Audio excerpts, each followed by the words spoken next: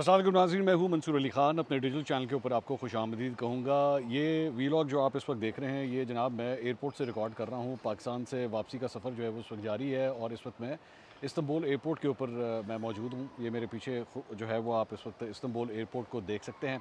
लेकिन पीछे पाकिस्तान के अंदर जो है वो काफ़ी एक्टिविटीज़ हुई हैं। सारी ख़बरें जो है वो हम तक पहुँची हैं। बड़े ही पिछले 12 घंटे बड़े नाजुक रहे हैं पाकिस्तान के अंदर, और जिस किस्म की ख़बरें आई हैं बड़ी परेशान कुन ख़बरें रही हैं। और मैं आपको ये इसलिए भी बता रहा हूँ कि ज़ाहिर बात है पूरी दुनिया जिस तरह इन तमाम मनाज़िर को देखती रही, आज दिन भर मुख्तलिफ़ चैनल्स के ऊपर जिस तरह रिपोर्ट किया गया, ये कोई अच्छे मनाज़िर नहीं थे जिससे पाकिस्तान का इमेज जो है वो जो भी जिस तरह का भी इमेज जो है वो बाहर गया है। बहरहाल डिस्कस करते हैं कि आखिर क्या हुआ है। आज सारा दिन एक एक करके इन तमाम ख़बरों को जो है एवेलुएट करेंगे, लेकिन उससे पहले आपसे रिक्वेस्ट कि चैनल को सब्सक्राइब करना मत भूलिएगा, बेल आइकन प्रेस कीजिए। अगर आपको वीडियो पसंद आए उसे लाइक और शेयर ज़रूर कीजिएगा। कल रात से ही जो है वो ये ख़बरें आना शुरू हो गई थी कि पाकिस्तान तहरीक-ए-इंसाफ़ का जो एहतजाज है उसे इतने आराम से नहीं करने दिया जाएगा और भरपूर जो है वो मज़ाहमत की जाएगी, रोका जाएगा। पाकिस्तान तहरीक-ए-इंसाफ़ के कारकुनों का रास्ता जो है वो रोका जाएगा और उसके लिए कंटेनर्स जो हैं वो लगाना शुरू कर दिए गए थे। लियाकत बाग को जो है वो टारगेट किया गया था कि लियाकत बाग पे पाकिस्तान तहरीक-ए-इंसाफ़ जो है वो ये एहतजाज करना चाहती थी, लेकिन वहाँ पे पुलिस की नफरी जो है वो कल रात को ही वहाँ पे आ गई थी, उसे सील कर दिया गया था। बल्कि कल रात से ही जो है वो जो लोग वहाँ पे पीटीआई के लोग आ रहे थे, या तो उनको मुंतशिर किया जा रहा था या पुलिस उनको उठा के लेके जा रही थी। बल्कि यहाँ तक कि चंद सहाफ़ियों को भी जो है वो कल रात को ही, जब वो अपने वीडियोज़ वगैरह वहाँ पे रिकॉर्ड कर रहे थे, तो उनको भी वहाँ से उठा लिया गया। तो इसी से पता लग गया था कि अगर एक रात पहले ही ये सिलसिला चल रहा है तो इसका मतलब है कि अगले दिन पीटीआई को जो है वो भरपूर रोका जाएगा, किसी सूरत भी जो है एहतजाज उनको नहीं करने दिया जाएगा। अच्छा, इंटरेस्टिंग बात यह है कि पाकिस्तान तहरीक-ए-इंसाफ़ इनिशियली जो है वो यहाँ पे एहतजाज नहीं बल्कि जलसा करना चाहती थी, लेकिन उसके बाद खुद ही खान साहब ने जो है बैठ के उसका प्लान चेंज किया। उन्होंने कहा जी इन्होंने हमें इजाज़त तो देनी नहीं है, तो बेहतर ये है कि हम यहाँ पे एहतजाज जो है उसे रिकॉर्ड करें रादर देन कि हम जलसा करें, क्योंकि जलसे की जब हम इजाज़त मांगते हैं तो वो हमें कहीं पे बाहर भेज देते हैं या बिल्कुल ही शहर से जो है बाहर का रास्ता दिखा देते हैं। तो बेहतर यही है कि हमने जो कुछ भी करना है एहतजाज जो है वो यहाँ पे किया जाए। आज सुबह से उसके बाद जो सिलसिला शुरू हुआ, तो केपी वाली साइड से जो है वो ये ख़बरें आना शुरू हो गई थी कि अली मीन गंडापुर जो है एक बड़ा काफ़िला लेके वो मूव करेंगे और वो जो है वो लियाकत बाग पहुंचने की कोशिश करेंगे। लेकिन उसके साथ ही जो है वो इस्लामाबाद पिंडी के अंदर हमने लोगों की तादाद निकलना वो देखना शुरू कर दी कि लोग जो हैं वो निकल रहे हैं और इस्लामाबाद से और पिंडी की तरफ जो है उन्होंने जाना शुरू कर दिया। और पुलिस की जानिब से जो है वो बड़ी भारी किस्म की जो है वो शेलिंग की गई, लाठीचार्ज भी किया गया, लोगों को गिरफ़्तार भी किया गया और वो नज़र आना शुरू हो गया था कि किसी सूरत भी जो है पाकिस्तान तहरीक-ए-इंसाफ़ को ये एहतजाज जो है वो नहीं करने दिया जाना चाहिए। जिस किस्म के विजुअल्स आते रहे, बड़े ही मतलब परेशान कुन विजुअल्स थे। ये ज़हन में रखिएगा, किसी भी मुल्क के लिए ये मनाजिर अच्छे नहीं होते। अब जो कुछ भी हमने देखा, मतलब उसके अंदर जो है वो एहतजाज करना मेरे ख़्याल में किसी भी सियासी जमात का हक़ है, और अगर आप उनको नहीं करने दे रहे तो और उसको बिला वजह की रेजिस्टेंस जो है वो आप शो कर रहे हैं, तो आप बेसिकली उनका मकसद क्या है? उनका मकसद जो है हमेशा ये ज़हन में रखिएगा, एहतजाज में और रेजिस्टेंस में क्लैश में फ़ायदा हमेशा अपोजिशन को होता है। उसको बेसिकली उसके पास एक विक्टिम कार्ड आता है, वो जो उसके मुतालबात होते हैं वो उसके ऊपर एक मोहर लग जाती है कि देखें हम तो यही कह रहे थे कि जो ये जो कुछ भी हो रहा है वो हमारे साथ ज़्यादती हो रही है। तो उसके बाद अब जब आप लाठी चार्ज करें, उसके बाद आप उनके ऊपर आंसू गैस की शेलिंग करें और ये सारा कुछ करें, तो उनके वो जो बात होती है वो बात काफ़ी हद तक पूरी हो जाती है कि हाँ देखा हमारे साथ जो है वो ये बाकी जुल्म हो रहा है। और मेरा ख़्याल में पंजाब गवर्नमेंट ने या फेडरल गवर्नमेंट ने जिस तरह भी इस सारी चीज़ को किया, उससे यही नज़र आ रहा था कि आपने उनकी जो बात थी या जो उनकी डिमांड थी उसके ऊपर जो है आपने मोहर लगा दी कि हाँ उनके साथ जो है वो ज़्यादती हो रही है। बहुत से लोगों की गिरफ्तारियां जो है वो होती रहीं, आंख मचोरी का खेल जो है वो जारी रहा। कभी कोई जो है वो छुपता था, कभी कोई किसी गली में छुप रहे थे लोग, लेकिन फिर बाहर आते थे, फिर आके जो है वो ये एहतजाज करते थे, और ये आंख मचोली जो है वो दिन भर ही इसी तरह जारी रही। लेकिन जो सारा फोकस था वो फोकस था अली अमीन गंडापुर के ऊपर कि अली अमीन गंडापुर जो हैं वो कब तक आएंगे। तो शाम 7 बजे तक की जो हमारे पास जो अपडेट है, ज़ाहिर बात है मेरा थोड़ी देर के बाद मेरी फ़्लाइट है, लेकिन अब तक की जो अपडेट्स मेरे पास आई हैं उसके मुताबिक जो है वो अली अमीन गंडापुर के बारे में ये ख़बर आ रही है कि वो अब वापस मुड़ चुके हैं और वो अब पेशावर की तरफ जो है वो वापस जाने लगे हैं। अब सवाल ये है कि ये गंडापुर साहब का ये तीसरा काम है। पहले इस्लामाबाद के हवाले से जो जलसा हुआ था संजानी के अंदर, उसमें जनाब लेट पहुँचे थे। लाहौर के जलसे के अंदर भी वो लेट पहुँचे थे। संजानी का जलसा तो फिर भी उन्होंने अटेंड कर लिया था, लाहौर का जलसा जो है उन्होंने अटेंड ही नहीं किया था। और वो जलसे में बहुत लेट आए थे और वहीं पे रिंग रोड के ऊपर ये है वो मेरे ख्याल में 1 मिनट 1.5-2 मिनट का खिताब करके तो उसके बाद जो है वो वापस चले गए थे। अब सवाल ये है कि यहाँ पे भी जो है अगर इसी तरह गंडापुर साहब जो हैं वो पेशावर चले गए तो फिर रह क्या गया पीछे।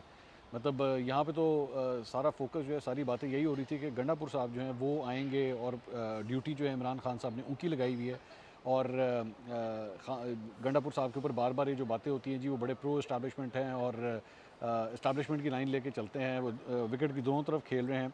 तो इस थ्योरी के ऊपर जो है वो मज़ीद मोहर लगना शुरू हो जाएगी। बल्कि इस पर हसन अयूब जो हैं जो सीनियर जर्नलिस्ट हैं उन्होंने इसके बारे में जो है ये बात पहले ही ट्वीट की थी कि जी आप देखिएगा गंडापुर साहब जो एक हद तक आएंगे, एक हद से उसके बाद आगे नहीं जाएंगे, वहीं से जो है वापस मुड़ जाएंगे। तो बल्कि मैं देख रहा था कि गंडापुर साहब के जो भाई हैं उन्होंने बड़ी ही मतलब बिलो द बेल्ट किस्म की लैंग्वेज जो है हसन अयूब के बारे में यूज़ की, जो कि नहीं यूज़ होनी चाहिए थी। और उसके ऊपर जो है मतलब वो तो एक जर्नलिस्ट है, वो अपनी राय दे रहे हैं, आप उनकी राय से इख्तलाफ कर सकते हैं, लेकिन फिर आखिरकार हुआ यही। अब मेरा सवाल ये है कि आपने गंडापुर साहब को जो है वो एक सेंट्रल रोल दिया हुआ है कि जनाब आपने इस चीज़ को लीड करना है, आपने इस एहतजाज को लीड करना है। तो आप अगर लीड इस तरह करेंगे कि आप इन जगहों के ऊपर जो है वो लेट आना शुरू कर देंगे, ये सब कुछ करेंगे, तो फिर रह क्या जाएगा। पाकिस्तान तहरीक-ए-इंसाफ का जो आम वर्कर है, आम सपोर्टर है, वो क्या सोचेगा। तो बहरहाल गंडापुर साहब की जानिब से जो है ये हुआ। अच्छा, एक और डेवलपमेंट ये हुई है कि इससे पहले सुबह जो है वो बैरिस्टर गौहर और सलमान अकरम राजा, सलमान अकरम राजा को तो बल्कि कहा जाता है कि 2 दफ़ा जो है उनको गिरफ़्तार किया गया। इससे पहले एक दफ़ा पहले उनको गिरफ़्तार किया गया सुबह के वक्त और उसके बाद दूसरी बार जो है उनको दोबारा गिरफ़्तार किया गया। सिमाविया ताहिर पाकिस्तान तहरीक-ए-इंसाफ की जो रहनुमा हैं उनको भी गिरफ़्तार किया गया। पीटीआई के एमपी हैं तनवीर असलम मरी रोड से, उन्हें भी गिरफ़्तार किया गया। और गिरफ़्तारी के वक्त जो है वो काफ़ी हद तक बल्कि गुस्से में भी आ गए और पुलिस को धमकियाँ भी देते रहे। उन्होंने कहा तुमने मुझे थप्पड़ मारा, ये थप्पड़ तुम्हें बहुत महंगा पड़ेगा, इसका हिसाब जो है वो तुम्हें देना होगा। और उसके बाद और भी कुछ मुग़लज़ात उन्होंने बोली थी, लेकिन मैं ज़ाहिरी बात है वो यहाँ पे शेयर नहीं कर सकता। अच्छा जी, इसके अलावा गंडापुर साहब के हवाले से जो है वो ख़ैर वो और भी जिस तरह उनका रूट जो है वो चलता रहा है उसके बारे में तो ख़बरें आ रही हैं। लेकिन मैं आपको एक और बड़ी इंटरेस्टिंग बात बताता हूँ कि मेरी यहाँ से फ़्लाइट जो है वो अभी थोड़ी देर के बाद जो है वो लाहौर के लिए मेरी फ़्लाइट है। और यहाँ पे कुछ ऐसे मतलब फ़ॉरेनर्स भी हैं जो इस्लामाबाद के लिए जिनकी फ़्लाइट है, हम लाहौर और इस्लामाबाद की फ़्लाइटें जो हैं वो साथ साथ ही जाने लगी हैं। तो वो बेचारे जो यहाँ पे मेरे साथ बैठे हुए थे उनको आइडिया हो गया, शायद मैं फ़ोन पे बात कर रहा था किसी से, तो उनको आइडिया हो गया कि मैं पाकिस्तान के बारे में, इस्लामाबाद में लोगों से पूछ रहा था क्या हालात हैं क्या है। तो वो बेचारे हमसे पूछ रहे कि जी वो हमें बड़े हम परेशान हुए हैं, ये क्या हो रहा है इस्लामाबाद, हम जा सकते हैं इस्लामाबाद के नहीं जा सकते। वो बेचारे अपने वहाँ पे इस्लामाबाद में लोगों को फ़ोन कर रहे हैं कि क्या हो गया इस्लामाबाद के अंदर, क्या हम लैंड कर सकते हैं या हम अपनी फ़्लाइट कैंसिल कर दें, क्या करें। मतलब इतना डर, इतनी परेशानी जो है वो ये इस इवेंट की वजह से हुई है। और मैं वही आपसे कह रहा हूँ ना कि गवर्नमेंट जो है अगर आप उनको करने देते, वो एहतजाज करने देते, वो लियाकत बाग में इकट्ठे होते, एहतजाज करते, एहतजाज करके चले जाते। उनके उस एहतजाज को आपने शो में क्यों कन्वर्ट कर दिया, आखिर उसकी क्या ज़रूरत थी। इसको इसको ये फ्यूल आपने किस वजह से दे दिया आपने, कोई सेंस नहीं बनती थी इस बात की। अलीमा खान साहिबा का एक बयान जो है वो भी सामने आया। अलीमा खान साहिबा ने कहा कि जी हम जो है वो यहाँ पे आना चाहते थे लेकिन हर जगह कंटेनर्स लगे हुए थे, रास्ते बंद थे। तो हमें जो है वो जज साहब को हमने कहा, तो जज साहब ने जो है वो अपनी गाड़ी में बिठा के जो है हमें यहाँ पे ड्रॉप किया, जिसके बाद ये इनका एक क्लिप जो है वो सोशल मीडिया के ऊपर काफ़ी ज़्यादा वायरल होना शुरू हो गया। उन्होंने कहा जज साहब के प्रोटोकॉल में हम आए हैं क्योंकि 3-4 जगहों पर कंटेनर लगे थे और जज साहब ही हमें यहाँ लेकर आए हैं क्योंकि उनको पता है कि हम उनकी आज़ादी के लिए निकले हुए हैं। तो पता नहीं कौन से जज साहब हैं जिन्होंने अलीमा खान साहिबा को जो है वो ये लिफ्ट भी दी है यहाँ पे। फवाद चौधरी साहब ने इस मामले के ऊपर ट्वीट किया। उन्होंने कहा आज के एहतजाज से तय हुआ है कि इस हुकूमत को पैकअप करने के लिए कोई बहुत बड़े एहतजाज की भी ज़रूरत नहीं, उनकी कांपे टांग रही हैं और अगर ये सिलसिला बढ़ा तो ये टीम फारिग है इंशाल्लाह। तो टीम का कप्तान यानी कि जो गंडापुर कप्तान है, पहले उनको तो वापस लेकर आएँ। मतलब वो तो जब तक टीम को लीड नहीं करेंगे तो एहतजाज किस तरह होगा, इस तरह तो एहतजाज नहीं होता। शहबाज गिल की भी बड़ी इंटरेस्टिंग ट्वीट है। कहते हैं जी रावलपिंडी में एहतजाज को रोका गया तो मैदान लगेगा, रावलपिंडी तैयार रखें, अपनी एनर्जी बचा कर रखें, टेस्ट मैच की तरह खेलना है। अली अमीन गंडापुर ने अटक पुल क्रॉस कर लिया है और पंजाब में दाखिल हो चुके हैं। उनके साथ बहुत बड़ी तादाद में अवाम भी रावलपिंडी आ रही है, भरपूर एहतजाज होगा इंशाल्लाह। खुद किधर हैं, खुद कहाँ पे बैठे हैं, अमेरिका खुद अमेरिका बैठे हैं। पिंडी वालों कह रहे हैं जी तुम सारे तैयार हो जाओ, बहुत बड़ा एहतजाज होगा। गंडापुर साहब ने अटक का पुल क्रॉस कर लिए और गंडापुर साहब भी जड़े वापस चले गए। ये है इन लोगों की लीडरी। मतलब ये इनकी लीडरशिप है, इनकी क्वालिटीज़ हैं कि ये किस तरह का बैठ के थे। मैं इसीलिए कहता हूँ भाई सोच समझ के लोगों के साथ जो है ना इन लीडरों के पीछे जाया करें। इनके एहतजाज वगैरह और इनके जो पंप करने का तरीका है ना वो इसी तरह का ही है कि ख़ुद लोगों को आगे लगा देना, लोगों के बच्चों को आगे लगा देना। एक अमेरिका बैठा है, एक जो है वो वापस मुड़ गया ये होता है एहतजाज। शेख वकास अकरम साहब ने भी प्रेस कॉन्फ्रेंस की। उन्होंने कहा आज के हालात के हवाले से बात करना चाहता हूँ। पुरअमन एहतजाज हमारा आइनी हक़ है। हमारे कायद हमेशा आइन और कानून के एहतराम का दर्स देते हैं। पिंडी और लाहौर में NOC के बाद हमारे साथ क्या हो रहा है सबके सामने है, और हम चाहते थे लियाकत बाग में पुरअमन जलसा हो। NOC कैंसिल होने पर हमने पुरअमन एहतजाज की कॉल दी। कॉल देने के फ़ौरन बाद मुझ समेत हमारे MNAs और MPs के घरों पर रेड हुए। कई मुकामात से हमारे रहनुमाओं को गिरफ़्तार किया गया और ये लोग हमसे हमारा आइनी हक़ छीनना चाहते हैं। बानी PTI हमेशा कानून के एहतराम का सबक देते हैं। आज सुबह लियाकत बाग के तमाम रास्ते ब्लॉक किए गए, छोटी गलियां, बड़े रोड बंद कर दिए गए और लोगों पर तशद्दुद, शेलिंग और लाठीचार्ज किया जा रहा है। सबसे भयानक अमल ये था कि लोगों पर एक्सपायर्ड शेल जो है वो इस्तेमाल किए गए हैं। और आज सुबह लियाकत बाग के तमाम रास्ते ब्लॉक किए गए और हमारे रीजनल प्रेसिडेंट के साथ पुरअमन लोगों पर गोलियां बरसाई जा रही हैं। हमारे लोगों की टांगों पर कारतूस लगे हैं। और क्या ये खैबर पख्तूनख्वा के लोगों को पाकिस्तानी नहीं समझते? ये पिंडी या इस्लामाबाद किसी के बाप का नहीं है। और क्यों ये हुकूमत नफरतें फैलाना चाह रही है? क्या आप पुलिस से अदलिया और महंगाई का इलाज करवाना चाह रहे हैं? हम फौरी मुतालबा करते हैं अपने मफाद जो छोड़कर मुल्क का सोचें, मफाद को छोड़कर मुल्क का सोचें। इस एक्सटेंशन माफिया को मुल्क का सोचना होगा, मुल्क का नुकसान ना करें। और हमारी डिमांड है फिलफौर तमाम रास्ते खोलें। दूसरी डिमांड है कि गिरफ़्तार कारकुनों को रिहा किया जाए। और जो लोग अदलिया और महंगाई के ख़िलाफ़ एहतजाज रिकॉर्ड करवाना चाहते हैं उन्हें एहतजाज रिकॉर्ड करवाने दें। और पंजाब हुकूमत तमाम गिरफ़्तार रहनुमा और कारकुनों को रिहा करें। और पाकिस्तान तहरीक इंसाफ दुनिया की सबसे बड़ी पाकिस्तान तहरीक इंसाफ दुनिया की सबसे बड़ी जमात बन चुकी है। हमारे एहतजाजों के सिलसिलों का आगाज़ हो चुका है। हम अपने एहतजाज का दायरा कार वसी करेंगे।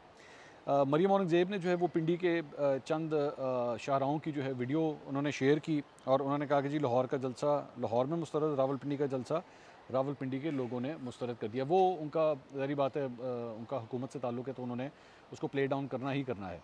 तो एक डेवलपमेंट ये थी। तलाल चौधरी साहब ने मीडिया से गुफ्तगू की। उन्होंने कहा PTI को मुल्क की तरक्की हज़म नहीं हो रही। PTI दोस्त ममालिक से ताल्लुकात ख़राब करना चाहती है। चंद नासिर मुल्क और इदारों के ख़िलाफ़ मज़मूम मुहिम चला रहे हैं। अज़मा बुखारी ने ट्वीट किया। उन्होंने कहा जी ताज़ा खबर है कि गंडापुर आज फिर पंजाब में दाखिल हुए बगैर सरकारी वसाइल को आग लगाकर गुंडागर्दी करके सर पटक पटक के वापस लौट गया। ये कमाल है CM पंजाब का। पंजाब में गुंडागर्दी नहीं, कानून की हुक्मरानी चलेगी। वज़ीर आला पंजाब को अपनी हुकूमत की रट मनवानी आती है। बेचारे फसाद ग्रुप वालों के साथ तो मोए मोए हो गया, चलो भागो। तो एक दूसरे के ख़िलाफ़ जो है वो इस किस्म की जो है वो गुफ्तगू और ज़बान जो है वो इस्तेमाल हो रही है। अच्छा जी, इसके अलावा अज़मा बुखारी साहबा के साथ जो है एक और वाक़या भी पेश आया है और वो ये है कि उनकी सरकारी रिहाइशगाह में दूसरी मरतबा आतिश ज़दगी का वाक़या पेश आया है। और ये बेसिकली उनकी सरकारी रिहाइशगाह GOR लिंक क्लब रोड पर गुज़िश्ता रात शॉर्ट सर्किट के बायस जो है आतिश ज़दगी का वाक़या पेश आया। और ये बेडरूम से मुल्क दरख्त और लाइट्स जो हैं वो झुलस गई, जबकि एक गाड़ी की छत को भी इसकी वजह से नुकसान पहुँचा है। तो एक वाक़या इस तरह का ये भी पेश आया है। इसके अलावा एक्सप्रेस ने ये रिपोर्ट किया है कि सोशल मीडिया पर हुकूमत पाकिस्तान और रियासती इदारों के ख़िलाफ़ मुनज़्ज़म और तक़रीबी प्रोपेगेंडा मुहिम चलाने वालों के गिरद घेरा तंग कर दिया गया है। और ज़राए के मुताबिक IG इस्लामाबाद सैयद अली नासिर रिजवी की ज़ेर सदारत JIT का इजलास हुआ और JIT ने अब तक 8 अफराद को शामिल तफ्तीश किया है। अगले इजलास में जबरान इलियास को तलब कर लिया है। जबरान इलियास का मनफी और तक़रीबी मुहिम में एक कलीदी किरदार अदा कर रहा है और उसके गिरोह के मज़ीद साथियों से मुतल्लिक़ अहम शवाहिद मिले हैं, जबकि मज़ीद शवाहिद इकट्ठे किए जाए। जबरान इलियास वो है ही नहीं यहाँ पे पाकिस्तान में, तो वो कहाँ पे पेश होंगे? Jibran Ilyas is out of Pakistan, America में होते हैं, वो वहाँ से बैठ के ऑपरेट करते हैं। तो मुझे नहीं पता कि वो उनको आप किस तरह बुलाएंगे JIT के सामने, वो तो नहीं पेश होंगे।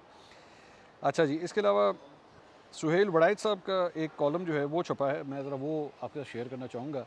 सुहेल वड़ाइच साहब कहते हैं जी नवाज शरीफ अपनी खामोशी की पनाह लेकर बहुत से बहरानों और बहुत सारे फ़िक्री तज़ादात को अबूर कर लेते हैं।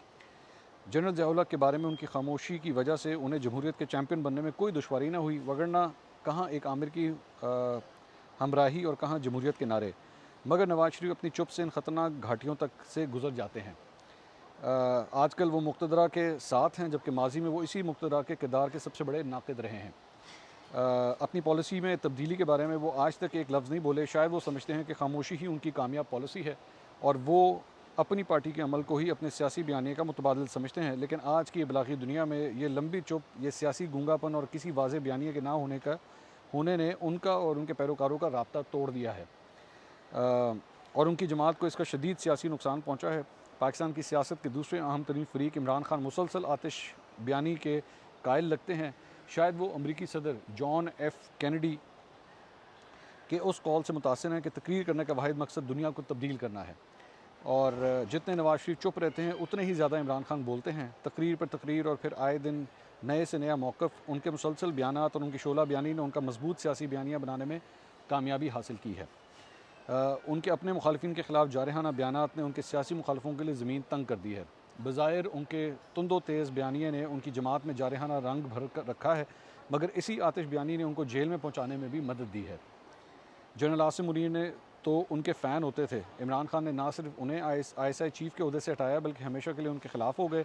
उन्हें आर्मी चीफ़ बनने से रोकने के लिए लॉन्ग मार्च तक कर डाला, और फिर ख़ुद और अपनी जमात के ज़रिए वो जहर उगला कि मुज़ाकरात के रास्ते तक बंद कर दिए। जनरल बाजवा भी इस आतिश बयानी का शिकार ठहरे। उन्हें आर्मी चीफ़ होते हुए भी मीर जाफ़र का ख़िताब दे डाला, फिर किसी को डर्टी हैरी, किसी को मिस्टर एक्स का नाम दिया। उनका हर मुखालिफ मौलाना डीज़ल है, और उनका हर दोस्त दुनिया का बेहतरीन आदमी। उनकी सोच में सिर्फ स्याह और सफ़ेद रंग है, जबकि दुनिया के लोगों की अक्सरियत ना स्याह है ना सफ़ेद, बल्कि सुरमई है। जब तक मुखालिफ को तस्लीम ना किया जाए, हिमायत भी फ़ायदेमंद नहीं होती। जिस हुकूमत की अपोजिशन ना हो तो वो हुकूमत नहीं, आमरीत होती है। तो ये सुहेल बड़ाइच साहब ने जो है वो दोनों के बारे में ये गुफ्तगू की है। आफ्ताब इकबाल साहब सीनियर एंकर पर्सन, उनका एक बड़ा क्लिप जो है वो वायरल हो रहा है, वो मैं ज़रा शेयर करना चाहूँगा। उन्होंने कोई इंटरव्यू दिया है गालबन समा टीवी के ऊपर।